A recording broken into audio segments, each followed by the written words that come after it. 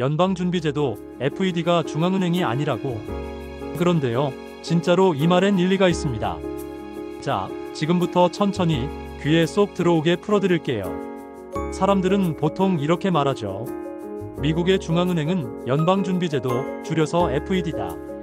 맞는 말 같지만 아주 정확하진 않습니다. 왜냐면 FED는 정부기관도 아니고 민간은행도 아니기 때문이에요. 연방준비제도란 무엇인가? 1913년 미국이 금융위기와 공황을 겪던 시절이었어요. 당시 미국은 은행들이 마구 파산하던 불안정한 시대였죠. 그래서 만들어진 게 페더럴 리저브 시스템, 줄여서 FED입니다. 이걸 만든 이유는 단 하나. 금융 시스템을 안정시키자. 그런데 이게 독특하게 만들어졌어요. 연방정부가 직접 운영하지 않고 민간은행들이 출자해서 만든 시스템이에요. 즉, 돈은 민간이 냈는데 권한은 정부와 섞여 있는 구조죠. 그래서 FED는 공공성과 민간성의 하이브리드 괴물입니다. 법적으로는 독립기관, 정치적으로는 통제 불가. 그런데 결국 국민의 경제를 좌우하는 기관이 된 겁니다. 그러면 FED는 정부 기관이 아닌가? 맞습니다. 엄밀히 말하면 정부 부처는 아닙니다. 대통령이 마음대로 해임할 수도 없고 의회가 예산을 주지도 않습니다. 연방준비제도 이사회 FRB는 스스로 돈을 법니다. 어떻게 버느냐? 국채 이자와 보유자산에서 생기는 수익으로 벌어요. 이게 진짜 중앙은행 같죠? 하지만 여기서 포인트. FED는 정부 소유가 아니에요. 주주가 있습니다. 누가 주주냐? 미국의 12개 지역 연방준비은행에 속한 민간은행들. 그 은행들이 FED의 주식을 가지고 있죠. 물론 그 주식은 팔 수도 없고 배당도 제한되어 있지만 법적으로는 민간 출자기관이 맞습니다.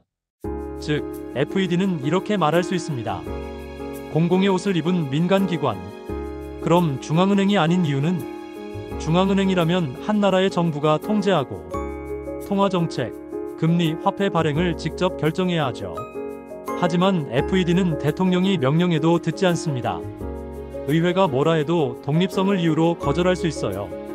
예를 들어 트럼프 대통령 시절 그가 연준 의장을 향해 금리 내려라 했지만 파월 의장은 꿈쩍도 안 했습니다. 그게 바로 FED의 힘이에요. 그래서 많은 사람들은 이렇게 말합니다. FED는 미국의 정부도 국민도 아닌 월스트리트의 이익을 대변한다. 그럼 FED는 누구를 위해 존재하나? 공식적으로는 국민 경제의 안정을 위해 존재합니다. 하지만 실제로는 금융시장 안정이 우선이에요. 즉, 은행이 망하지 않게 하는 것이 가장 중요하죠. 그래서 FED가 돈을 찍을 때 그 돈이 국민보다 은행으로 먼저 갑니다. 이게 바로 2008년 금융위기 때 양적 완화 QE의 진짜 의미예요. 정부가 돈을 찍어도 국민 주머니로 바로 안 가고 은행과 기업의 자산시장부터 살렸죠. 그래서 자산가는 부자가 되고 서민은 상대적으로 가난해졌다는 말이 나옵니다. 그럼 FED는 나쁜 놈인가? 그건 또 아닙니다. 세상에 절대적인 악은 없어요. FED 덕분에 금융시장이 붕괴하지 않았던 것도 사실이죠. 문제는 누구를 먼저 구하느냐입니다.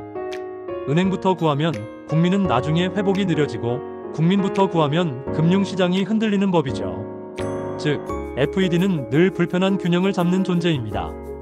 정치권도 건드리지 못하는 그야말로 미국 경제의 숨은 심장이에요. 그래서 결론은 뭐냐?